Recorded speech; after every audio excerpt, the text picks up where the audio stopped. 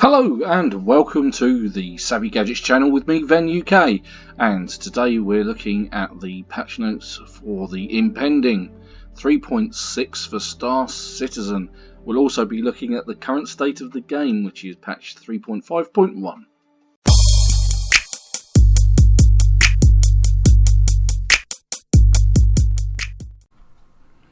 Okay, so welcome back for those who've been here before. For those of you who are new, don't forget to hit the subscribe button and hit the notification icon so you keep up to date with our videos. Okay, so Star Citizen 3.5, let's start there. State of the game. Currently it's quite buggy, quite crashy, and there's an awful lot of problems with trying to do the sort of delivery missions. I currently spawn at Area 18 on Arc Corp, and some of the delivery missions require you to pick up a box from the Arc Corp Plaza, at which point you pick up the box and you walk onto the tram. Then at some point during the tram journey, the box disappears out of your hands and that's it, you can't get it back. The other problem I seem to be having at the moment is if you actually manage to get a box to your ship, in my case an Avenger Titan, when I open up the back of the Avenger Titan and walk in and put the box down, my legs get magically broken and I respawn back at the hab. So delivery missions are off the board at the moment. Then there have been some rather nasty rubber banding issues, which is slowly getting better. Over the course of the last month, and there's also a quite difficult problem with the targeting, sort of the lead pip reticle that you aim at to actually shoot other ships whilst in a space combat situation, and the pip reticle is just all over the place. It's very jagged. It doesn't really indicate exactly where you need to shoot, and it actually hitting AI ships is extremely difficult at the moment. So there's quite a bit wrong with the game. Hopefully, as part of the patch notes, that will be confirmed. Now, I'm not part of the PTU testing, but I do know that 3.6 is in second wave of testing. So it's out on the PTU.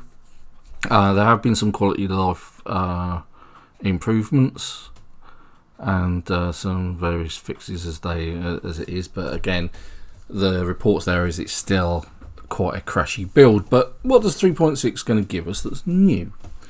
Okay, so locations, we're getting rest stops, space stations, exterior variations. So there's been a lot of work gone into procedurally generating space stations, so the space stations won't look the same. So you're not going to get cut and paste versions of Port Olisar all over the place, basically. And the ones that are currently in 3.6, I've seen some previews of them. They basically look like round discs with bits sticking out of them, or just long stanchions sticking out of them. I'll do a video when they're live on the universe. But there's some quite interesting ones, but you can land at them and they're all sort of like procedurally generated inside as well. Okay, so gameplay, we have quite an interesting, or something that people have been waiting for a long time, and that's the purchasing of ships. So there is actually a ship purchasing kiosk for players to buy ships. That's pretty much what it sounds. However, this may be pushed back to 3.61, the actual purchasing of ships. The kiosks are there, but whether you can actually afford one, because some of the prices I've seen have been sort of 4 million credits. So unless they're going to give everybody a large amount of Alpha UEC to play with, to rent a ship or buy a ship, then such is life. Because at the moment there is no persistence. It was still getting server resets, so there's no way to actually progress in the game. Anyway, next up is Black Market Economy. Currently still in development at this stage of the tasks list. 14 of 16 tasks have been completed on that. Security forces and shops will be able to identify stolen and illicit goods. So this means that you will only be able to sell goods that, if you've gained them through an illegal manner, is obviously at sort of like the less, the more dubious space stations where it's allowed, sort of like Grimhex, that kind of place. Or there are junkyards, scrapyards, where you should be able to sell them as well. Hover mode. Hover mode is an important addition to the spaceflight mechanic. The way that this works is when you get nearer to the ground, you will enter hover mode. At which point, the way that your ship works and flies will be completely different. So it will work more like a helicopter, where pressing W points the nose down, but you move forward, if you see what I mean. And if you tilt back, it sort of like slows the pace and pulls you to a stop, and then starts pulling you backwards. So that's how that's going to work. And you, at a certain height, you will flip between hover mode and normal mode.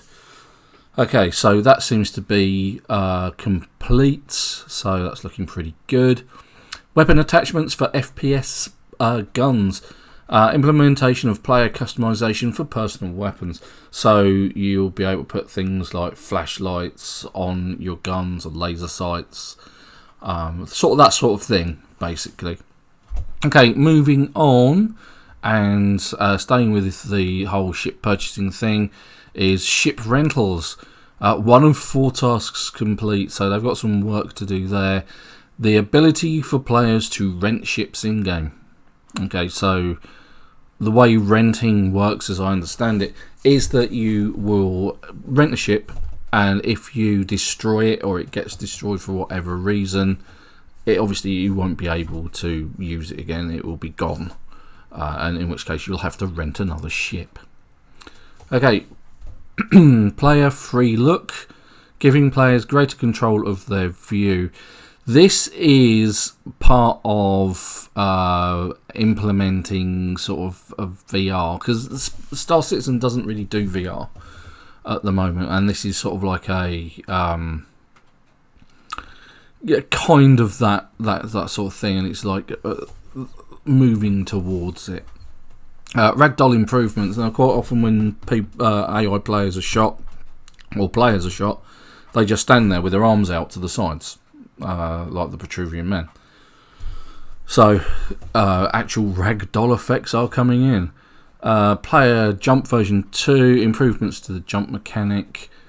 Ship degradation improvements version 2, improvements to degradation gameplay. Ships will have, or do have, individual compartments with components in them which you will be able to swap out and replace. But the actual degradation side of this is things will look worn. So when it's brand spanking new, it will look nice and shiny, but when it's taken some damage or just over time, it will begin to look degraded. So it will look like rusty or dented or that sort of thing. Misfires. Adding misfire events which cause items to perform unexpectedly. So the best example I've got of a misfire, and I think it's probably the one that's popped into most people's heads, is every now and again your gun jams, or the bullet just doesn't fire and it doesn't shoot any lead, or in the case of a laser weapon, the laser just doesn't appear. You know, that kind of thing. But this is also going to happen with ship weapons and perhaps even the quantum jump drive. So I'm going to initiate jump quantum drive, and then it just doesn't. It just goes pop, and then that's it. Player carryables. Right, so this is improvements to how the player picks up and carries items. Well, these are the boxes. And this is part of the problems that I've been having with 3.51, whereas Although I can actually carry a box absolutely fine. Getting on a tram system at Arc Corp, the box disappears. And then actually walking up the ramp into the back of my Avenger Titan and putting the box down breaks my legs. And I then respawn back at the hab, or habitat, or sleeping quarters. Transit systems, hopefully that will help with my box carrying problems. Alright, now the law system. The law system is another biggie, because the law system now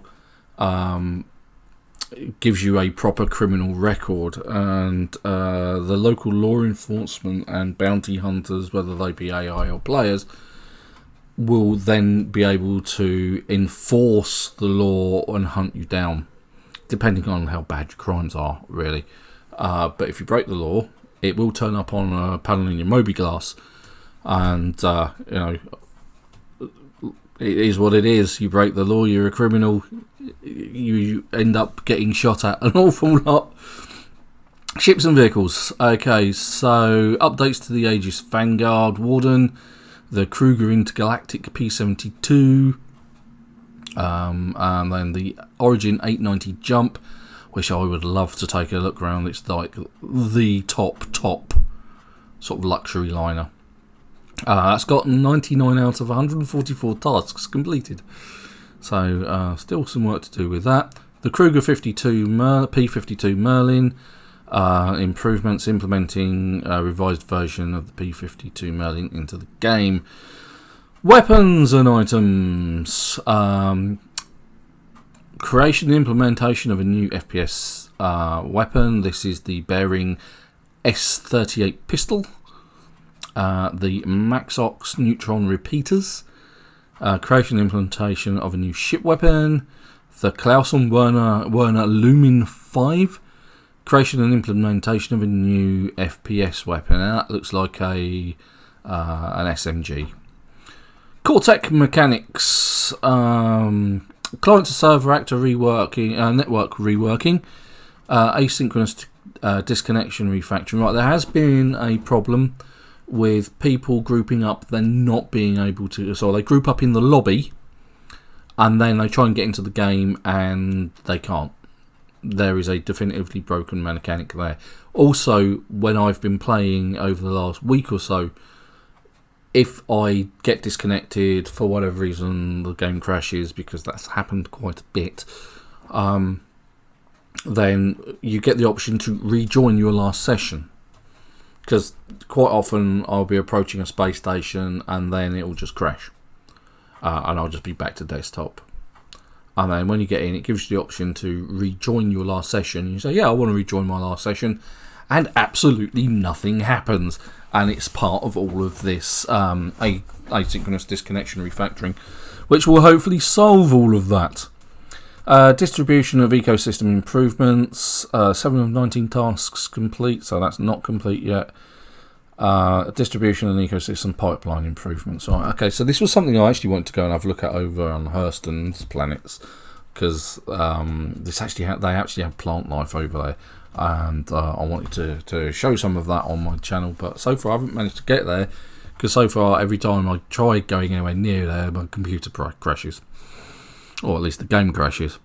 Right, shield system tech replacements. Replacement of the legacy shield system with assigned distance fields, so you're more likely to see like the shield bubble being hit by laser fire, basically. Harvestable entity spawning. Yes, you can become a farmer now. Well, no, not quite. Automated system enabling the spawning of harvestable entities. And last but not least, but always, performance optimization. Okay, so that rounds off the roadmap for 3.6, but beyond that are 3.7, 3.8 and 3.9, and some of the entries in there are looking quite nice. So, Bounty Hunter armor is coming, better customization of your characters, glass visor and HUD improvements, locations, rest stop stations, interior variants, that's the procedural generation stuff, NPC improvements for the shopkeepers, AI pathfinding, what's that? FPS combat weapon types. Bartender. Well, I think we've covered that before. That's actually almost halfway complete, so they're doing quite well with that. FPS cover usage for AI players. Refueling. Oh, there we go. Fuel scooping. Death animations, because that's part of the whole ragdoll thing that was in 3.6. PvP bounties. That's coming in 3.7.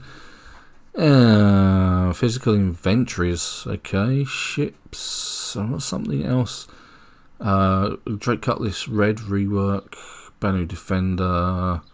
Aegis Vanguard Sentinel. Harbinger. Weapons, Apocalypse Arms, blah blah blah. Right, okay, now this one was in 3.8. So 3.8 actually brings us a new set of planets. These are the Microtech planets.